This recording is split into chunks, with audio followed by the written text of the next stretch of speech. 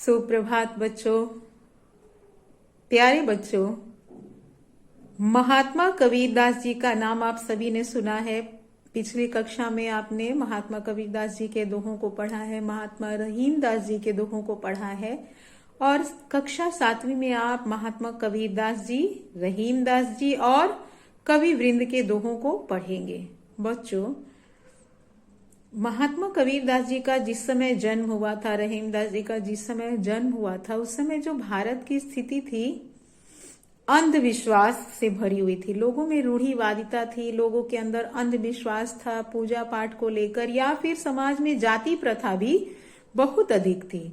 तो ऐसे समय में जब इन लोगों का जन्म हुआ, ऐसे संतों का जन्म हुआ, इन्होंने भारत के लोगों को और समाज को सुधारने के लिए दोहों की रचना की।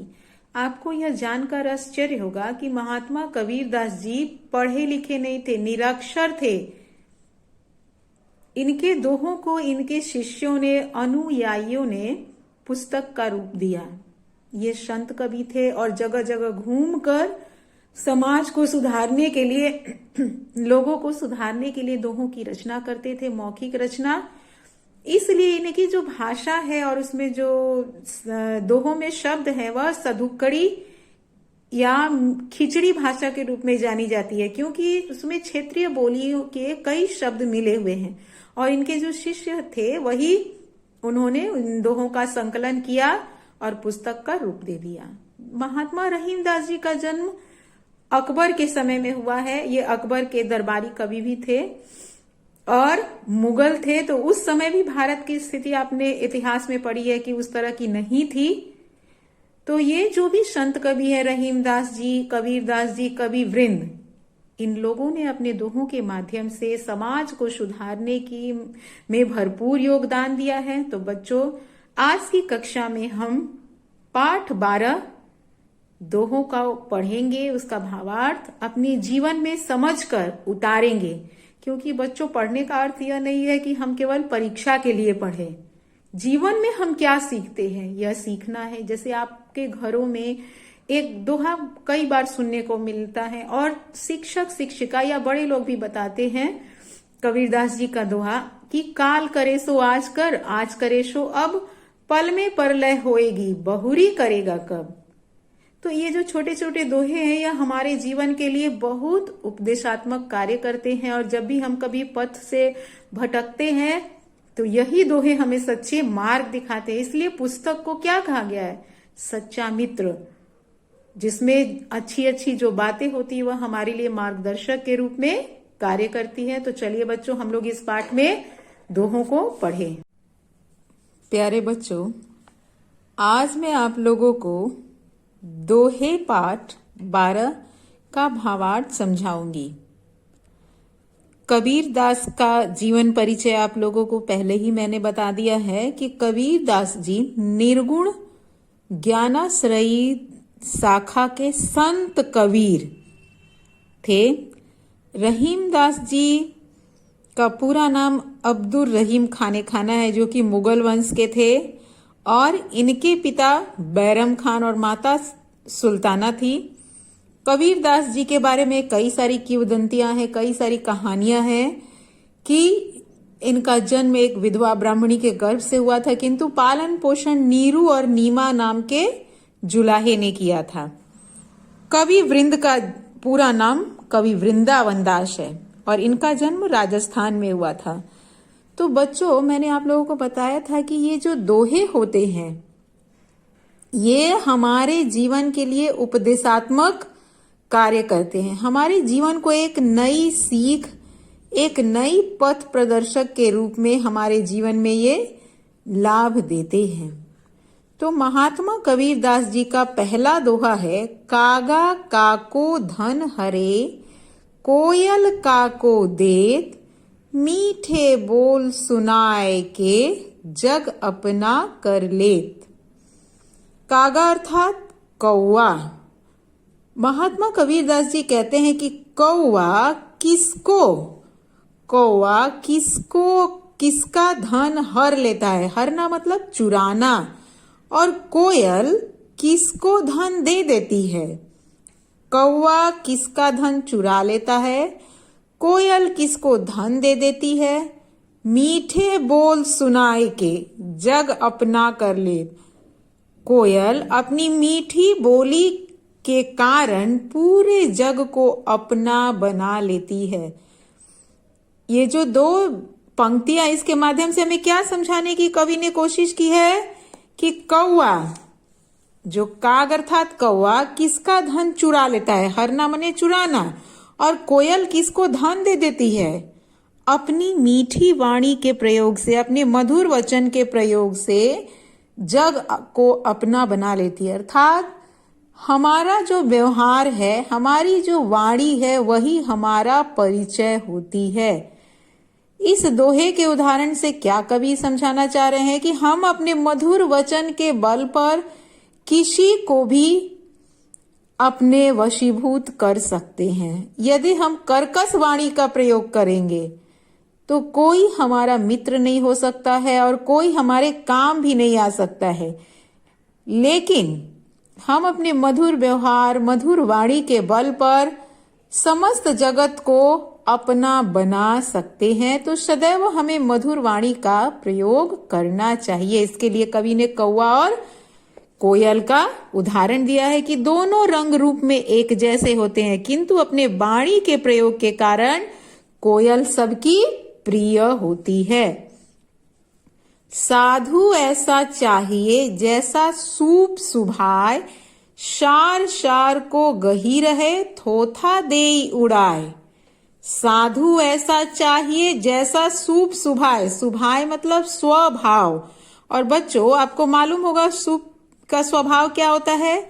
सूप क्या करता है, सूप जो गंदी चीजें होती है, बेकार की चीजें होती है, उनको बाहर कर देता है और अच्छी चीजों को रख लेता है। उसी तरह से हमें ऐसे साधुओं की संगति करनी चाहिए या ऐसा साधु का स्वभाव होना चाहिए जो जितनी बेकार की चीज है उनको उड़ा ले और अच्छी चीजों को बचा बचा के रख ले। थोथा का मतलब होता है बेकार की, व्यर्थ की चीजें, और सार सार मने बचा बचा के वह अच्छी चीजों को रख ले और बेकार की चीजों को उड़ा दे। तो ये किसके स्वभाव से तुलना की गई है, सूप के स्वभाव की, साधु के स्वभाव। साधु का स्वभाव ऐसा होना चाहिए कि बेकार की चीजों को उड़ा ले, अच्छी चीजों को रख ले।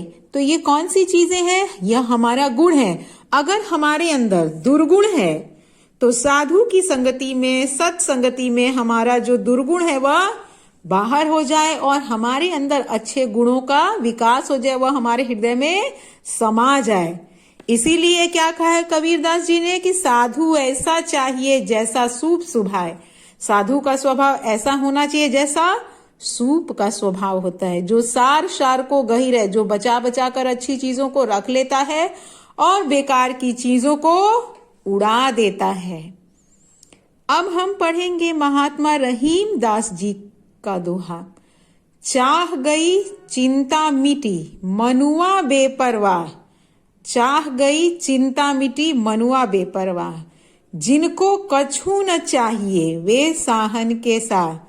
महात्मा रहीमदास जी कहते हैं कि मनुष्य के अंदर से जब किसी प्रकार की, चाह का मतलब होता है चाहत, चाह मतलब चाहत, लालसा, इच्छा, जब मनुष्य के अंदर से किसी प्रकार की चाहत चली जाती है तो चिंता मिट जाती है और मन बेपरवाह होता है। मन को किसी प्रकार की चिंता नहीं रह जाती है। जब मनुष्य के हृदय से लालच, लोभ आदि मिट जाता है तो उसका मन भी बेपरवाह हो जाता है। जिनको कछु न चाहिए वे साहन के साह, अर्थात जिन व्यक्तियों के हृदय में किसी प्रकार की लोभ लालसा नहीं होती है, जो संतुष्ट होते हैं, ऐसे व्यक्तियों का जीवन सहनसाहों के समान हो जाता है। तो महात्मा रहीमदास जी ने इस दोहे के माध्यम से हमें यह समझाना चाहे कि मनुष्य को सदैव संतुष्टि का भाव रखना चाहिए। अगर वे संतुष्टि का भाव रखते हैं तो उनका हृदय और मन राजाओं की भांति होता है, उन्हें किसी प्रकार की चिंता नहीं होती है। और जब चिंता नहीं होगी तो हमारे जीवन में कभी दुख भी नहीं आएगा। जे गरीब परहित करे ते रहीम बड़ लोग, कहा सुदामा बापुरो कृष्ण मिताई जोग। रहीमदास जी कहते हैं कि जो लोग गरीब की भलाई करते हैं, परहित का मतलब भलाई कर, परहित मतलब भलाई करना, तो जो लोग गरीबों की भलाई करते हैं ऐसे लोग बड़े लोग कहे जाते हैं। बड़े लोग अर्थात उदार हृदय वाले, उदार चरित वाले लोग। कहा सुदामा बापुरो कृष्ण मिताई जोग। महात्मा रहीमदास जी ने सुदामा और कृष्ण की मित्रता का उदाहरण देते हुए कहा है कि राजा कृष्ण ने अपने गरीब अर्थात रंक, अपने गरीब मित्र की भलाई बिना किसी स्वार्थ के की थी, निसंकोच भाव से की थी। अर्थात कि सुदामा की गरीबी को उन्होंने एहसास नहीं होने दिया। वह जानते थे कि सुदामा को किस चीज की आवश्यकता है, और कृष्ण ने, राजा कृष्ण ने उनके जीवन में जो गरीबी थी, जो दरिद्रता थी, उसको अपने कृत्य द्वारा दूर करने की कोशिश की। आपने कृष्ण और सुदामा की कहानी पढ़ी है कि सुदामा कृष्ण से जब मिलने जाते हैं तो सुदामा को बहुत खराब लगता है कि, और मन में दुख भी होता है कि मेरा जो मित्र कृष्ण है पता नहीं मुझे पहचानेगा भी कि नहीं, क्योंकि मैं गरीब हूं। लेकिन जो राजा कृष्ण रहते हैं वह अपने मित्र सुदामा के हृदय की सारी बातों को जानते हैं, किंतु सुदामा को तनिक भी एहसास नहीं होने देते हैं कि सुदामा को ऐसा लगे कि मैं गरीब हूं और मेरा मित्र इतना बड़ा राजा है। और सुदामा की आतिथ्य सत्कार करते हैं और उनके मन की बात को जानकर उनकी दरिद्रता को दूर कर देते हैं। उनके लिए महल खड़ा कर देते हैं, दास दासियां, धन का भंडार सब कुछ कर देते हैं, और सुदामा को एहसास भी नहीं होता है। वो अपने मित्र के सामने मुंह खोलकर कुछ मांग भी नहीं पाते हैं। और जब वापस अपने गांव लौटते हैं तो भव्य महल देखकर उन्हें कृष्ण के व्यवहार का पता चलता है। तो बच्चों, मनुष्य को ऐसा ही काम करना चाहिए कि किसी को अंदर से खराब भी न लगे कि इस व्यक्ति ने मेरे लिए ऐसा किया, और उसकी भलाई भी कर दे। अर्थात जब मनुष्य की आवश्यकता हो और हमें समझ में आ रहा हो तो हमें निसंकोच भाव से, निस्वार्थ भाव से उसकी सहायता करनी चाहिए। जो लोग ऐसा करते हैं वैसे लोग बड़े लोग अर्थात उदार विशाल हृदय वाले लोग कहे जाते हैं। रहीमन ओछे नरन सो बैर भली न प्रीति, काटे चाटे श्वान के दो भांति विपरीत। रहीमदास जी कहते हैं कि जो लोग बुरी प्रवृत्ति के होते हैं, ओछी प्रवृत्ति के लोग होते हैं, ऐसे लोगों से ना तो बैर अच्छी होती है ना ही प्रीति। बैर का मतलब दुश्मनी, प्रीति मतलब प्रेम। जो लोग नीच प्रवृत्ति के होते हैं, बुरी प्रवृत्ति के होते हैं, ऐसे लोगों से ना तो बैर भली है ना ही प्रीत। जिस प्रकार से स्वान काटे चाटे श्वान के दो भांति विपरीत। श्वान मतलब कुत्ता। जिस प्रकार से कुत्ते का काटना और चाटना दोनों ही हमारे शरीर के लिए हानिकारक है, उसी प्रकार से यदि हम नीच प्रवृत्ति के, ओछी प्रवृत्ति के लोगों की संगति में रहते हैं तो उनसे अगर हम दुश्मनी करें तो भी हानि पहुंचाएंगे, दोस्ती रखें तो उनकी बुराई भी हमें प्रभावित करेगी। तो ऐसे लोगों से सदैव हमें दूरी बना के रखनी चाहिए। तो बच्चों, यहां तक आपको समझ में आ गया कि पहला जो दोहा है कबीरदास जी का कि हमें सदैव मधुर वाणी का प्रयोग करना चाहिए। अपने व्यवहार, हमारा व्यवहार ही हमारा परिचय होता है। और साधु का स्वभाव कैसा होना चाहिए? जैसा सूप का स्वभाव, जो बेकार की चीजों को बाहर कर लेता है, दुर्गुणों को बाहर कर देता है, सद्गुणों को विकास करता है। कवि रहीमदास जी का दोहा कि जिन मनुष्यों के अंदर आत्मसंतुष्टि का भाव होता है, जिन्हें किसी प्रकार की लोभ लालसा नहीं होती, उनका जीवन शहंशाहों के जैसा होता है। जो लोग गरीब की भलाई करते हैं, वैसे लोग, बड़े लोग या उदार प्रवृत्ति के लोग कहे जाते हैं। और रहीमदास जी का दोहा कि हमें बुरी प्रवृत्ति के लोग ओछी प्रवृत्ति के लोगों से सदैव दूरी बनाकर रखना चाहिए। जिस प्रकार से श्वान का काटना और चाटना दोनों ही हमारे लिए सही नहीं होता। कवि वृंद नीकी पे फीकी लगे बिन अवसर की बात, जैसे बसत युद्ध में रस श्रृंगार न सुहात। नीकी पे फीकी लगे, बात चाहे कितनी भी अच्छी हो पर वह फीकी बन जाती है। कब? जब बिना अवसर के बोली जाती है। कोई भी बात कितनी भी, नीकी मतलब अच्छी, कोई भी बात कब फीकी बन जाती है? जब बिना अवसर के कही जाती है। जैसे युद्ध के समय में अगर कोई रस श्रृंगार, आनंद की, मनोरंजन की बात, नाच गाने की बात कहे तो युद्ध के मैदान में वह शोभा नहीं देता है। उसी प्रकार से बिना अवसर के अगर कोई बात कही जाए तो उसका कोई महत्व नहीं होता है। इसलिए हमें सोच विचार कर ही बात करनी चाहिए। अपनी पहुंच विचार के कर्तव्य करिए दौर, ते पांव पसारिए जेती लांबी शौर। अपनी पहुंच विचार के, हमारी जितनी क्षमता हो हमें उतना ही कार्य करना चाहिए। कर्तव्य मतलब कर्तव्य, जितनी हमारी क्षमता हो हमें उतना ही कार्य करना चाहिए।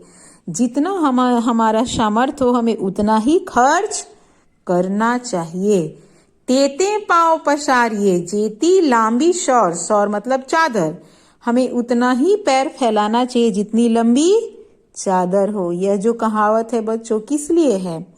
कि अपने सामर्थ्य के अनुसार कार्य करें। कि बहुत सारे लोगों की आदत होती है दूसरों से कर्ज ले लेकर अपना काम को सिद्ध करना, अपने जीवन में आनंद के साधन को लाना, लेकिन यह बहुत बुरी आदत है। हमारी जितनी हैसियत हो, जितना हमें ईश्वर ने दिया है, हमें उतने में ही आनंद को महसूस करना चाहिए। जैसे ऊपर आपने दोहे में पढ़ा ना कि चाह गई चिंता मिटी मनुआ बेपरवाह। तो कौन से व्यक्तियों की अंदर सहनसाओं जैसी भावना होती है जिसके मन में किसी प्रकार की और इच्छा नहीं होती है, लालसा नहीं होती। उसी प्रकार से हमारी जितनी क्षमता हो उतना ही हमें पैर फैलाना चाहिए। अन्यथा हम जैसे ही चादर के बाहर पैर जाएगा तो पैर को क्या होगा? ठंड लगेगी, और ठंड लगेगी मतलब पूरे शरीर को कष्ट पहुंचेगा। इसलिए जितनी हमारी क्षमता हो, जितनी सामर्थ्य हो, हमें उतना ही खर्च करना चाहिए, उतना ही कार्य करना चाहिए। तो बच्चों ये जो कवि वृंद जी ने दोहे लिखा इसे हम नीति के दोहे कहते हैं। कारज धीरे होतु है काहे होत अधीर, समय पाए तरुवर फले केतक सींचो नीर। कवि वृंद जी ने क्या कहा है? कारज धीरे होता है। कारज मतलब कार्य, कोई भी कार्य धीरे धीरे होता है। क्यों अधीर हो रहे हो? अधीर का मतलब जिसमें कोई धीरता ना हो, धीरज ना हो। जब समय होता है, तरुवर अर्थात वृक्ष, जब समय होता है तभी वृक्ष फलता है। कितना भी हम उसमें जल डाल दे तो क्या वह हमें फल देगा? नहीं। प्रत्येक फल को के आने में, प्रत्येक वृक्ष, छोटे से बीज को वृक्ष बनने में समय लगता है। अर्थात किसी भी कार्य के लिए हमें उतावलापन नहीं दिखाना चाहिए, उसके लिए प्रतीक्षा करनी चाहिए, धीरज रखना चाहिए, क्योंकि प्रत्येक कार्य समय पर होता है। तो बच्चों यह है पाठ 12 दोहे का भावार्थ। अब आप प्रत्येक शब्दों का जो कठिन शब्द है उनके अर्थ लिखेंगे। धन्यवाद बच्चों।